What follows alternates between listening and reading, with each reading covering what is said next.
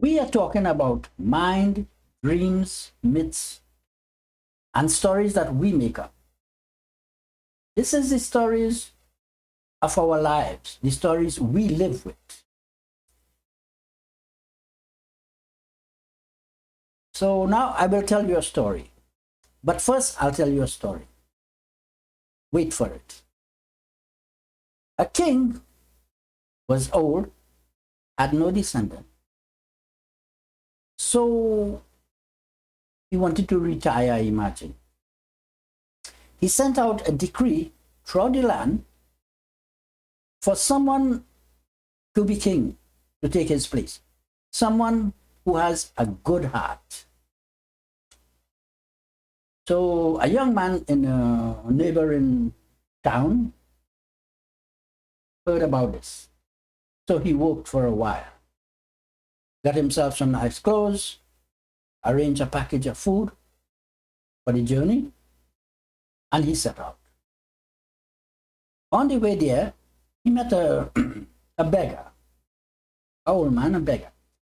And the beggar called out, "I am cold. I need some clothes. I am hungry. I need some food."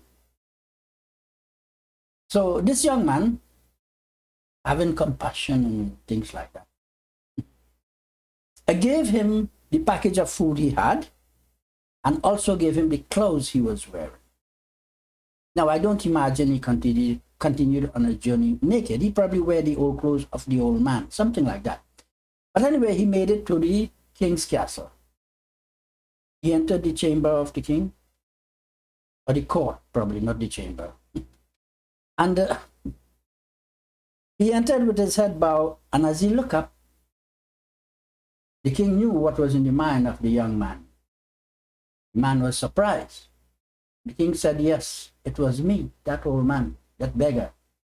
So the young man said, "Why did you have to go through this thing about being a beggar?" The king said, "Well, you see, if I just call people here to be king, people would come in all their fancy clothes and shining armor and, boasting a lot, wanting to be king. But I am looking for somebody with a good heart. And you have a good heart. Therefore, you will be king." What we have to see in the story is that the king represents a wise old man. The young man represents somebody who is just starting out in the life, learning, exercise, practice, all this kind of thing. And the beggar is a situation that needs attention and rectification. The young man, by his study and work, was able to satisfy the situation, and so he becomes a king. King of what? We will see that. Now, here's the story. So yesterday I dreamt. I kissed two women, not at the same time though. Just two women I know. Huh? And then there was a gathering. The two women were there, crowd, and I was naked. Something funny about that. I'm often naked. But anyway, then I decided to leave this place and go for a walk. I think an old man there was lying on my pants on the floor. I picked up my pants, I shake it, I put it on, and I went for a walk along the street. Now next, in that same dream, I was attaching a TV to a wall, and I needed one bracket to hold the TV up. I was looking around, I went to another room. There was a young man there, don't know what he was doing. But then we were both on the street, and I noticed the